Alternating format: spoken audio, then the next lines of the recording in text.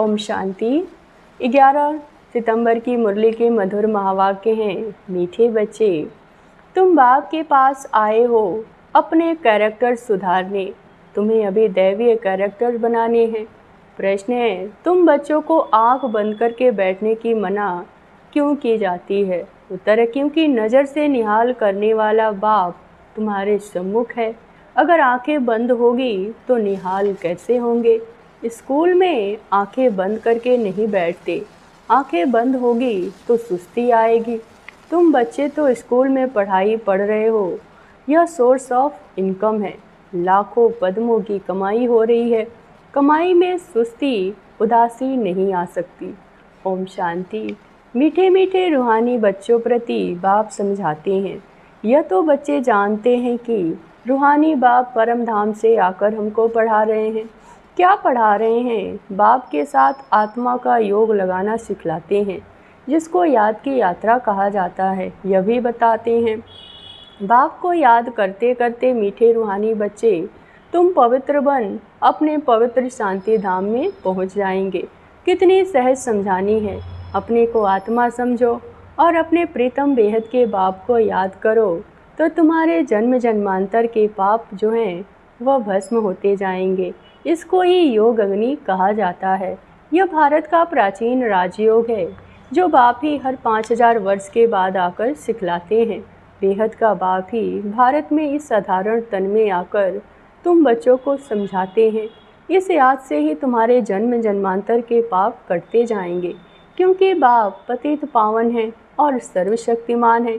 तुम्हारी आत्मा की बैटरी अभी तमो प्रधान बन गई है। जो सतो प्रधान थी, अब उनको फिर से याद कर सतो प्रधान कैसे बनाए, जो तुम सतो प्रधान दुनिया में जा सको और शांति धाम में जा सको। बच्चों को यह बहुत अच्छी रीति याद रखना है। बाप बच्चों को यह रोज देते हैं। यह याद की यात्रा उठते बैठते चलते फिरते तुम कर सकते हो। जितना हो सके गृहस्थ व्यवहार में रहते हुए कमल फूल समान पवित्र रहना। बाप को भी याद करना और साथ साथ दैवीय गुण भी धारण करने हैं, क्योंकि दुनिया वालों के लिए तो आसुरी कैरेक्टर्स है। तुम बच्चे यहाँ आए हो दैवीय कैरेक्टर्स बनाने। इन लक्ष्मी नारायण के कैरेक्टर्स बड़े मीठे थे। भक्ति मार्ग में उन्हों की महिमा गाई हुई है। भक्ति मार्ग कब से शुरू होता है यह भी किसी को पता नहीं, अभी तुमने समझा है। और रावण राज्य कब से शुरू हुआ यह भी अब समझा है। तुम बच्चों को यह सारी नॉलेज बुद्धि में रखनी है, जबकि जानते हो हम ज्ञान सागर रूहानी बाप के बच्चे हैं। अब रूहानी बाप हमको पढ़ाते आते हैं। यह भी जानते हो यह कोई ऑर्डिनरी बाप नहीं है, यह है रूहानी बाप जो हमको पढ़ाने आया है। उनका निवास स्थान सदैव ब्रह्मलोक है। लौकिक बाप तो सबके यहाँ है। यहाँ बच्चों को अच्छी रीति निश्चय में रखना है। हम आत्माओं को पढ़ाने वाला परमपिता परमात्मा है, जो बेहद का बाप है। भक्ति मार्ग में लौकिक बाप होते हुए भी परमपिता परमात्मा को बुलाते हैं। उनका नाम ही यथार्थ शिव है। बाप खुद समझाते हैं, मीठे मीठे बच्चों, मेरा नाम एक ही है, शिव। भले अनेक नाम अनेक मंदिर बनाए, परंतु वह है भक्ति मार्ग की सामग्री। यथार्थ नाम मेरा एक ही है, शिव। तुम बच्चों को आत्मा ही कहते हैं। शालिग्राम कहे तो हर्जा नहीं, अनेक शालिग्राम हैं। शिव एक ही है, वह है बेहद का बाप। बाकी सब बच्चे हैं। इसके पहले तुम हद के बच्चे हद के बाप के पास रहते हैं। ज्ञान तो था नहीं, बाकी अनेक प्रकार की भक्ति करते रहते थे। आधा कल भक्ति की है। द्वापर से लेकर भक्ति शुरू होती है। रावण राज्य भी शुरू हुआ। यह बहुत सहज बात है, परंतु इतनी सहज बात भी कोई मुश्किल समझते हैं। रावण राज्य कब से शुरू होता है यह भी कोई जानता नहीं। तुम मीठे बच्चे जानते हो, बाप ही ज्ञान का सागर जो उनके पास है वो आकर बच्चों को देते हैं। शास्त्र तो भक्ति मार्ग के हैं। अभी तुम समझ गए हो ज्ञान भक्ति और फिर है वैराग्य। यह है मुख्य। सन्यासी लोग भी जानते हैं ज्ञान भक्ति और वैराग्य, परंतु सन्यासियों का है अपना हद का वैराग्य। वह बेहद का वैराग्य सिखला न सके। 2 प्रकार के वैराग्य हैं, एक है हद का, दूसरा है बेहद का। वह हठ योगी सन्यासियों का वैराग्य है, यह है बेहद का। तुम्हारा है राजयोग। वो घर बार छोड़कर जंगल में चले जाते हैं, उनका नाम ही पड़ जाता है सन्यासी। हठ योगी घर बार छोड़ते हैं पवित्र रहने के लिए, यह भी अच्छा है। बाप कहते हैं भारत तो बहुत पवित्र था, इतना पवित्र खंड और कोई होता नहीं। भारत को तो बहुत ऊंची महिमा है, भारतवासी खुद नहीं जानते। बाप को भूलने के कारण सब कुछ भूल जाते हैं, अर्थात नास्तिक निधन के बन पड़ते हैं। सतयुग में कितनी सुख शांति थी, अभी कितना दुख शांति है। मूल वतन है ही शांति धाम, जहाँ हम आत्माएं रहती हैं। आत्माएं अपने घर से यहाँ आती हैं बेहद का पाठ बजाने। अभी यह है पुरुषोत्तम संगम युग, जबकि बेहद का बाप आते हैं नई दुनिया में ले चलने के लिए। बाप आकर उत्तम से उत्तम बनाते हैं। ऊंचे से ऊंचा भगवान कहा जाता है, परंतु वह कौन है, किसको कहा जाता है, यह भी कुछ समझते नहीं हैं। एक बड़ा लिंग रख दिया, समझते ही यह निराकार परमात्मा है। हम आत्माओं का वो बाप है यह भी नहीं समझते, सिर्फ पूजा करते हैं। हमेशा शिव बाबा कहते हैं, रुद्र बाबा व बबूलनाथ बाबा नहीं कहेंगे। तुम लिखते हो शिव बाबा याद है, वर्षा याद है। यह स्लोगन घर घर में लगाने चाहिए। शिव बाबा को याद करो तो पाप भस्म होंगे, क्योंकि पतित पावन एक ही बाप है। इस पतित दुनिया में तो एक भी पावन नहीं हो सकता, पावन दुनिया में फिर एक भी पतित नहीं हो सकता।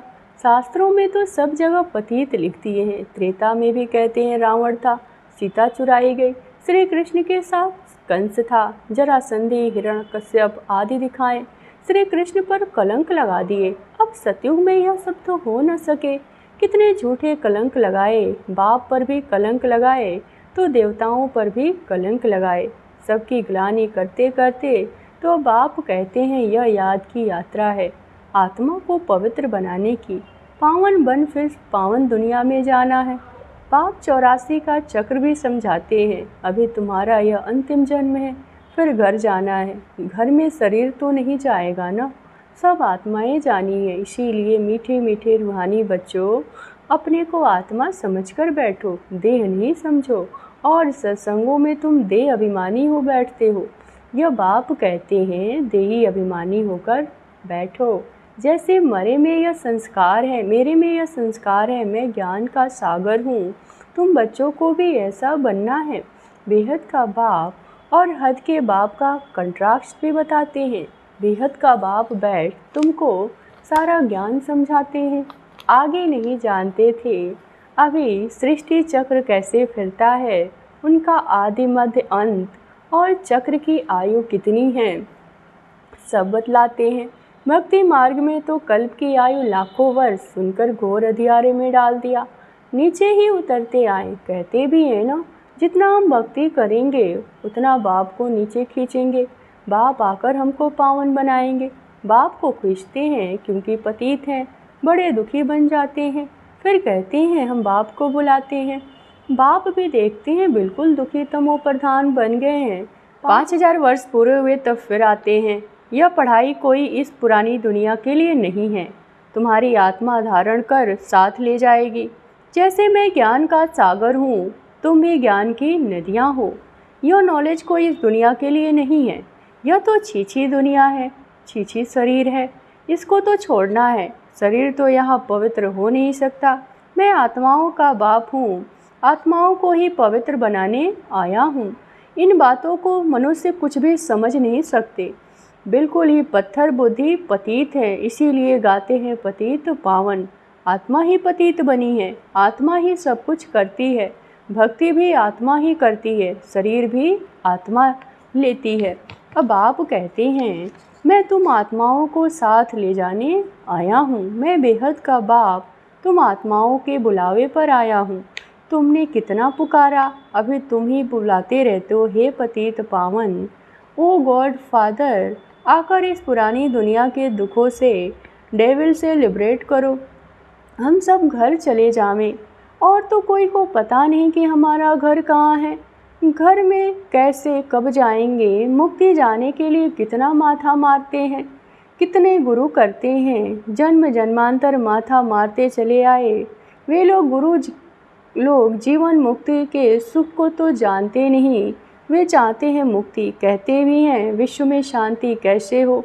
सन्यासी भी मुक्ति को ही जानते हैं, जीवन मुक्ति को कोई जानते नहीं। परंतु मुक्ति और जीवन मुक्ति दोनों वर्षा बाप देते हैं। तुम जब जीवन मुक्ति में रहते हो तो बाकी सब मुक्ति में चले जाते हैं। अभी तुम बच्चे नॉलेज ले रहे हो। यह बनने के लिए तुमने ही सबसे जास्ती सुख देखा, फिर सबसे जास्ती दुख भी तुमने देखा है। आदि सनातन देवी देवता धर्म वाले ही तुम फिर धर्मभ्रष्ट कर्मभ्रष्ट हो गए। तुम पवित्र मार्ग वाले थे, प्रवृत्ति मार्ग वाले थे। यह लक्ष्मी नारायण पवित्र प्रवृत्ति मार्ग थे। घर बार छोड़ा, यह सन्यासियों का धर्म है। सन्यासी भी पहले अच्छे थे, तुम भी पहले बहुत अच्छे थे, अभी तुम तमोप्रधान बने हो। बाप कहते हैं यह ड्रामा का खेल है। बाप समझाते हैं यह पढ़ाई है नई दुनिया के लिए। पतित शरीर पतित दुनिया में ड्रामा अनुसार हमको फिर 5000 वर्ष के बाद आना पड़ता है। न कल्प लाखों वर्ष का है, न मैं सर्वव्यापी हूँ। यह तो तुमने मेरी ग्लानि करते आए हो। मैं फिर भी तुम पर कितना उपकार करता हूँ। जितनी शिव बाबा की ग्लानि की है उतना कोई की नहीं है। जो बाप तुमको विश्व का मालिक बनाते, उनके लिए तुम कहते हो सर्वव्यापी है। जब ग्लानि की तो हद हो जाती है, तब फिर मैं आकर उपकार करता हूँ। यह पुरुषोत्तम संगम युग, कल्याणकारी युग, जबकि तुमको पवित्र बनाने आता हूँ। कितनी सहज युक्ति पावन बनाने की बतलाते हैं। तुमने भक्ति मार्ग में बहुत धक्के खाए, तालाब में भी स्नान करने जाते हैं, समझते हैं इससे पावन बन जाएंगे। अब कहाँ वह पानी और कहाँ पतित पावन, वह सब भक्ति मार्ग है। यह है ज्ञान मार्ग। मनुष्य कितने घोर अंधियारे में कुंभकर्ण के नींद में सोए हुए हैं, यह तो तुम जानते हो। गाया भी जाता है विनाश काले विपरीत बुद्धि विषयंती। अभी तुम्हारी नंबरवार पुरुषार्थ अनुसार प्रीत बुद्धि है नहीं, क्योंकि माया घड़ी घड़ी भुला देती है। यह है 5 विकारों की लड़ाई। 5 विकारों को रावण कहा जाता है। रावण पर गधे का सिर दिखाते हैं। बाबा ने यह भी समझाया है, स्कूल में कब आंखें बंद करके नहीं बैठना होता है। वह तो भक्ति मार्ग में भगवान को याद करने की शिक्षा देते हैं कि आंखें बंद करके बैठो। यहाँ तो बाप कहते हैं यह स्कूल है। सुना है नज़र से निहाल किंदा स्वामी कहते हैं यह जादूगर है। अरे वह तो गायन है। देवताओं भी नज़र से निहाल होते हैं। नज़र से मनुष्य को देवता बनाने वाला जादूगर हुआ ना। बाप बैटरी चार्ज करे और बच्चे आंखें बंद करके बैठे तो क्या कहेंगे। स्कूल में आंखें बंद करके नहीं बैठते, नहीं तो सुस्ती आती है। पढ़ाई तो सोर्स ऑफ इनकम है। लाखों पद्मों की कमाई है। कमाई में कभी उबासी नहीं लेंगे। यहाँ आत्माओं को सुधारना है। यह एम ऑब्जेक्ट खड़ी है। उन्हों की राजधानी देखनी हो तो जाओ दिलवाड़ा में। वह है जड़, यह है चैतन्य दिलवाड़ा मंदिर। देवताएं भी हैं, स्वर्ग भी हैं। सर्व का सदगति दाता आबू में ही आते हैं, इसीलिए बड़े से बड़ा तीर्थ आबू ठहरा। जो भी धर्म स्थापक अथवा गुरु लोग हैं, सबकी सदगति बाप यहाँ आकर करते हैं। यह सबसे बड़ा तीर्थ परंतु गुप्त है, इनको कोई जानते नहीं। अच्छा, मीठे मीठे सिकिलदे बच्चों प्रति माता पिता बाप दादा का याद प्यार और गुड मॉर्निंग। रूहानी बाप की रूहानी बच्चों को नमस्ते। धारणा के लिए मुख्य सार। पहली पॉइंट, जो संस्कार बाप में हैं वही संस्कार धारण करने हैं। बाप समान ज्ञान का सागर बनना है। देही अभिमानी होकर रहने का अभ्यास करना है। दूसरी पॉइंट, आत्मा रूपी बैटरी को सतो प्रधान बनाने के लिए चलते फिरते याद की यात्रा में रहना है। दैवीय कैरेक्टर धारण करने हैं। बहुत बहुत मीठा बनना है।